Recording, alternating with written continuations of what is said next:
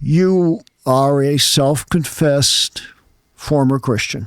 Yes. Okay. Absolutely. And Yes. you were born again.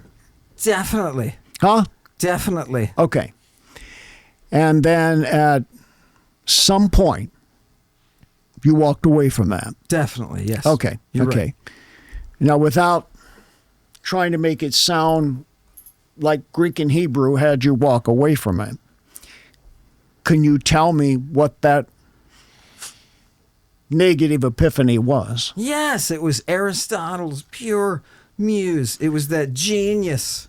It was that genius in the Greek, which is far harder. If you studied any, you know that Greek is capacity that English will never achieve. We've all heard this before from you. I want to know from a personal standpoint. That's what turned me. The beauty in that. That's Bob. it. That's what you claim as an intellectual vortex. But I want to know what the practical decision was based on to walk away from your faith and to deny Christ to the extent to which you have. So, to call him a pedophile, how did you get from here to here? I just want to know. Wait, what's the pedophile doing? How did you get from your original view of Christ Yeah. to the pedophile Christ? Oh, that took years of study.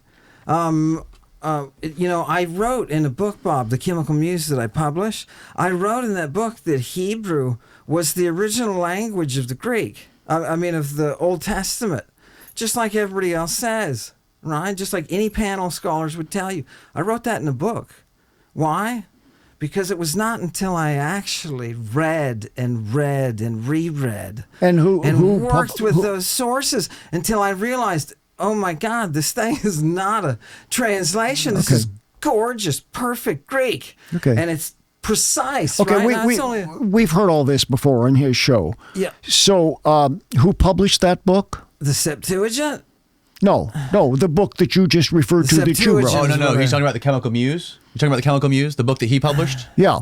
Who published that book? Who published Chemical Muse? Was it Macmillan? It's Macmillan now, but originally it's St. James. No, what's his name? It's a saint. What was the name of the publisher? Yeah, I'll think of it. Oh, Steve, God. Steve, Google it. Thomas Dunn Books and Thomas St. Dunn. Martin's. St. Martin's Press. St. Martin's Press. Yes. Okay. I'm just curious. No. Why so is this, that relevant, though? well, it's very I'm relevant curious. because that's not a respected Christian publisher.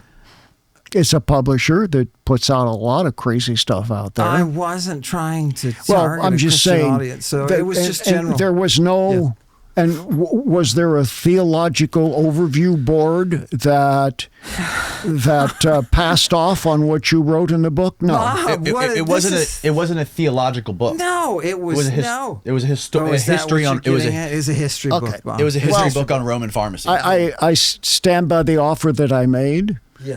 and I think it's a good offer. I'm getting a little tired of the devil staring me in the face on your shirt. Why would you? Okay. Look, Anyway, yeah, go ahead. we're just here to let the audience learn from you guys and listen to these ideas clash. But and I think this is fascinating. But we have a clash, as I've already stated to you, of apostasy and a departure from the faith, virulent apostasy that is demonically based, in my opinion, and it's very difficult to have dialogue. How do you think that it's demonically Well, I based? think you're being aggressive and a little bit nasty, and that's not really lending itself well we've to calmed us. it down. We've calmed it down. You called him a coward. That wasn't nice. I just asked No, a practical. He's calmed down. Yeah. He's calmed down. We're yeah. No, the I devil asked a called him practical coward. question and really didn't get an answer as to Yeah. Okay, what was your question? I'm sorry. I'll answer how it again. and when, Yeah. leaving the Greek and the Hebrew out of it and all of Yes. that intellectual posturing, just how and when, what age did you walk away from the faith? I was 21, Okay. and I was sitting in the room that I was renting with Jose, who's a veterinary student. It was a brilliant time, and I was sitting there reading Aristotle, and I realized, oh my God, the gorgeousness of this universe and the reason it's so beautiful. It must be the foundation of everything. And it clicked in my head. Something classical clicked in my head. And I said, oh, I get it. I understand the burden of sin, right? Because I was a Bible scholar. I was a student. Okay, What, so what do you- you mean by that? I have a question. So What, the- you understand the burden of sin. What did you mean by that? The beauty of the universe is in the design that it is perfect, right? And the classical world understood this, and they worshipped, as Bob will tell you, they worshipped as a result nature and the organization and music. Remember, a third of education is music. A third of right? education was music? Yeah, harmony, baby.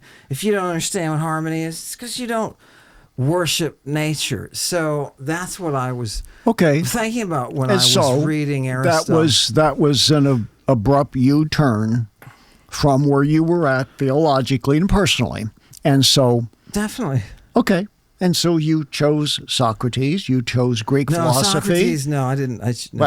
Socrates, I got to think about Plato. Greek philosophy and all the gods and goddesses that come along with it, and that understanding of a worldview that became. No, I had a demon help me there. I think I'm going to pre-identify what you're going to identify as a demon. So you basically moment, adopted a Socratic worldview. No, absolutely not. It was not that sophisticated.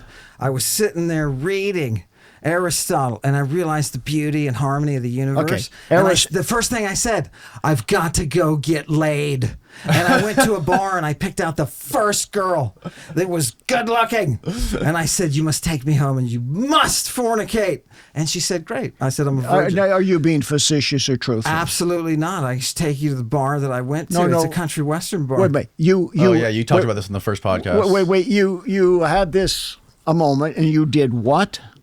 You went to a bar. You decided that you wanted to and get got laid. laid. I understood the beauty, and I realized, holy mackerel, I want that beauty. I was a virgin, Bob. You know how it is when you're in the church. You got to keep that virginity going, right? Can you just not stop editorializing and give us some facts here? You went to the bar. Yeah, Your Honor, I went out and I got laid because I was 21. Can you hear him okay? It was not. No, Aristotle it wasn't. It was Aristotle. posed me. You went to the bar. Yes. And then you went and got laid. Yes. Okay. Fantastic. Okay. All right. Well. And then was there something about your first sexual experience, losing your virginity, that had something to do with this? Yeah, it didn't feel guilty. It felt good. And Okay. I thought, Were you? Let me ask you this. I don't know the answer to this. Well, hold on. Were you a virgin because of your devotion to? Definitely. I've listened to J. Vernon McGee. Do you know J. Vernon McGee? Do I know J. Vernon McGee? Bless his dearly departed soul. Of course I know who he was. Yeah. So you. What a man. That was a man. Well, yes, he had a lot of theological prejudices, but that's not the issue. He was not a pervert, though. That guy was straight up. Let me understand this. Yeah, go ahead. Born again Christian, Yeah. loving Jesus, Yes. as I understand, admiring me and what I did. Yes. I used to listen to you, Bob. Yeah, let him interrogate you. Sorry, am I? And then, No, you're good. You're good. You're and doing great. then Aristotle's view of reality, of good and evil, of the cosmos and how it exists and why it exists, turns you around. You go to a bar and then get laid and it felt good. Yeah. That's what you said. Exactly. Okay. Guilty as charged Of what? of apostasy.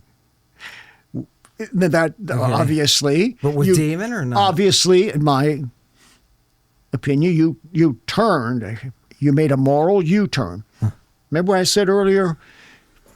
People don't have as much of an intellectual objection to the gospel as they have a moral objection to the gospel. I rest my case. You had a moral objection, and you decided to go down that path, which was contrary to the path that preceded you. Correct. To which you were very devoted. Oh, God. I used to jerk off and get so depressed because Jesus was watching me jerk off. And I knew it was bad, man. I knew it was bad. Did that affect you? Like, did Oh, that wait have a minute. Did that Wait a have minute. Oh yeah, wait a minute, every wait a time minute. I was coming home We from don't- college and I looked up at the billboard, they had At this this point, we Hooters don't thing, and I don't was need like, to "Oh." know about your masturbation practices. Well, he was saying that. I I think the reason he was explaining that was because he felt like he was sinning by actually going out and having sex with a woman. So he Correct. had to masturbate, and he felt. He said I think what he's Yeah, expressed. okay. He felt Yeah. guilty of that. Okay. Yeah, the guilt of So masturbation. finally, you dispelled that guilt by Yes. going out and By having sexual dispelling intercourse. it. I dispelled it all But night so- long. And So did that make him- You sinned and you loved it, Definitely. and it's been downhill ever since. No, that was the beginning of my training. It's been glorious.